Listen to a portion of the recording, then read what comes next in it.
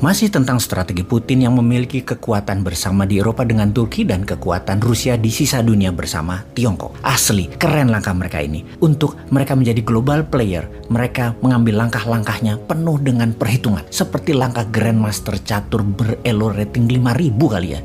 Belum ada ya yang 5.000, 2.800-an. Nanti Indonesia elo rating yang 5.000. Langkahnya pasti lebih indah lagi. Namun tentunya kita mengawali dengan memahami dan membahas langkah para aliansi Rusia ini. Rusia, Turki, Tiongkok yang bermain cantik, yang menantang dolar, menantang sistem SWIFT, menantang oil and gas, menggunakan pangan membuat lapar dunia, menggunakan emas, dan banyak lagi ring pertarungan yang sedang mereka mainkan yang semuanya menantang hegemoni Amerika dan sekutunya. Kita membicarakan macam-macam perang dulu, baru lanjut ke strategi Rusia-Turki. Diskusi kita kali ini meliputi yaitu satu, dalam fakta pertahanan. Di awalnya memang militer pendekatannya, namun ujung-ujungnya ekonomi juga. Nomor 2, perang ideologi. Perang komunis versus perang demokrasi. Perang religi versus komunis versus demokrasi. Dan terakhir, kita bahas sejarah Nusantara yang oleh Gajah Mada menggunakan pendekatan ekonomi di dalam menyatukan. Bacanya menaklukkan ya, Nusantara yang sekarang ditiru oleh Tiongkok, yaitu menggunakan pendekatan ekonominya dalam penaklukan sebuah wilayah. Menjadikan sejak tahun 2013 dunia bergeser jauh dari poros utamanya yang selalu menggunakan kekuatan militer atau hard power menjadi menggunakan soft power, pakai penaklukan ekonomi. Kita bahas sekarang. Dalam perang ada perebutan wilayah untuk tujuan ekonomi dan perebutan wilayah untuk disebarkannya ideologi. Ada yang ideologi agama, ada yang ideologi politik seperti komunisme versus demokrasi. Sungguh, dalam perang ideologi adalah perang yang paling tidak terbaca, yaitu perang ideologi uang dan perang kekayaan. Kalau dibungkus dengan propaganda kemakmuran, rakyat padahal oligar dan dia juga yang kaya. Kemudian ada ideologi politik seperti ideologi komunis, juga ideologi religi. Keduanya ideologi tersebut adalah yang paling terlihat karena ada identitas fisik baik yang individu atau kelompoknya. Kedua ideologi baik politik maupun religi atau agama dipandang sangat menakutkan. Kefanatikan pemegang ideologi ini tumpah darah pun mereka lakukan. Sementara kalau dibungkus dengan ekonomi seperti obornya Tiongkok, terjadinya pandangan yang bias. Obor itu memakmurkan siapa sesungguhnya? Keuntungan siapa yang terbesar bagi negara yang bergabung dengan Tiongkok? Rakyatnya atau pejabatnya? Kemudian juga pengaruhnya untuk sebuah negara. Pimpinan negara tersebut, siapa saja menunggu giliran bergantian tetap ditentukan oleh Beijing karena memang begitu strategi penaklukannya, menggunakan pejabat yang berpihak pada Beijing. Siapapun orangnya, kapanpun eranya, apapun rezimnya, pokoknya uang dimudahkan untuk pejabat tersebut berkuasa, dan tentunya sekali lagi, yang untung pastinya yang punya strategi soft power. Saat ini obor, saat ini Tiongkok yang melakukan. Kita rincikan lebih dalam lagi untuk memahami arti ekonomi dengan melihat fakta sejarah. Sekalian menjawab pertanyaan, mengapa Eropa kaya dan Afrika miskin? Mengapa Amerika Utara kaya? Mengapa Amerika Selatan miskin? Mengapa Tiongkok kaya dan Asia Selatan miskin? Negara-negara belahan utara Khatulistiwa adalah negara kaya yang mencaplok kekayaan negara-negara selatan Khatulistiwa. Kita mundur lagi, nge-rewind sebentar ke zaman kekuatan alat transportasi roda dan kuda, di mana masterpiece dunia tersebut waktu itu penghubung barat dan timur adalah Silk Road.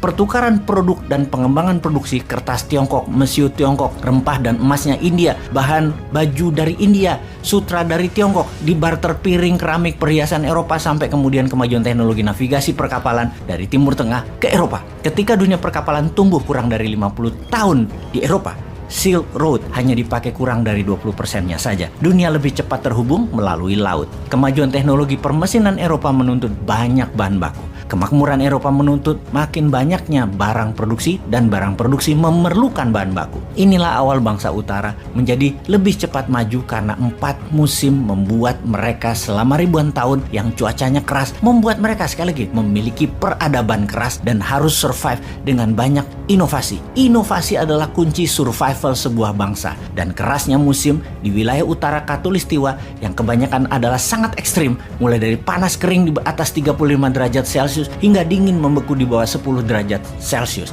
membuat manusia utara selama ribuan tahun berinovasi lebih cepat dalam bidang teknologi ketimbang manusia selatan yang hanya kebanyakan 2 musim yang kemahirannya hanyalah kelolaan alam, agrikultur. Manusia selatan tidak terlalu siap berperang. berkelahi satu lawan satu atau perang antar kampung, antar suku mungkin ada atau jago, tapi perang ribuan orang bahkan ratusan ribu manusia berperang, bangsa Eropa juga bangsa utara lainnya seperti Tiongkok atau Mongol sudah jauh lebih terbiasa. Kemajuan permesinan sejak abad pertengahan bertabrakan dengan banyak penguasa para raja atau landlord di banyak wilayah Eropa, membuat mereka yang kreatif, yang inovatif. Orang-orang Eropa sejak abad 17 hijrah mencari dunia baru yang kebetulan juga sejajar Eropa, bernama Amerika. Di kemudian hari bernama Amerika di kemudian hari. Dan kini hampir 250 tahun Amerika merdeka, Amerika tetap menjadi incaran para manusia free thinker karena kebebasan bernegara tersebut untuk bermigrasi tinggal di Amerika. Kembali ke budaya perang. Perang Dunia Pertama di Eropa, Perang Dunia Kedua di Eropa, Asia Timur Raya, semua wilayahnya adalah sisi utara Khatulistiwa. Kemudian ada Perang Dingin atau Cold War, di mana sisi komunis menciptakan Pakta Pertahanan, Pakta Warsawa melawan sisi barat, Pakta Pertahanan Atlantik Utara, NATO. Mengapa membentuk pertahanan? Karena membangun kekuatan militer sendiri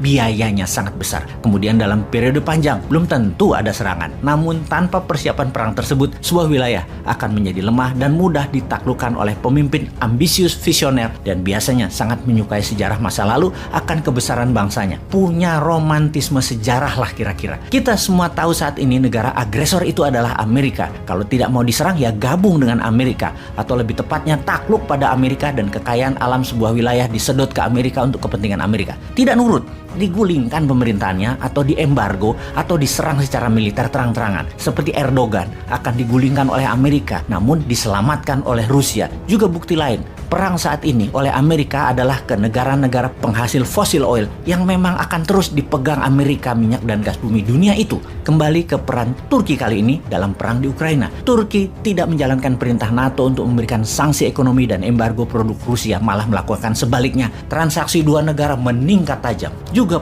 para oligar Rusia yang pastinya orang-orangnya Putin meletakkan uang mereka di Turki. Turki menjadi safe haven. Para konglomerat dan pedagang Rusia sekali lagi berlindung asetnya di Turki. Sebuah langkah bernegara yang berani dan pintar dari Turki. Bahkan sebelum perang Ukraina, Turki membeli banyak sekali misil S-400, misil pertahanan udara dari Rusia. Langkah Turki tersebut di dalam negara-negara NATO jadi bahan gunjingan karena menganggap Turki tidak lagi cocok berada di dalam NATO. Karena Turki merupakan mata-mata dan senjata rahasianya Rusia. Terbukti Turki menjadi senjata Rusia untuk menahan ekspansi NATO ke arah timur Eropa. Pastinya netralitas saat ini sulit dijalankan di Eropa. Yang ada adalah ikut NATO atau ikut Rusia. Mungkin setelah Swedia, Finlandia, kalau nggak salah tinggal Swiss dan Austria yang masih netral dan sangat mungkin dicaplok NATO. Bahkan Moldova pun sudah ambil ancang-ancang untuk ikut NATO. Pastinya juga peta Eropa harus ditarik ulang oleh kita. Redraw map of Europe. Kita harus ganti cara melihat Eropa bernegaranya. Sekarang yang jadi pertanyaan,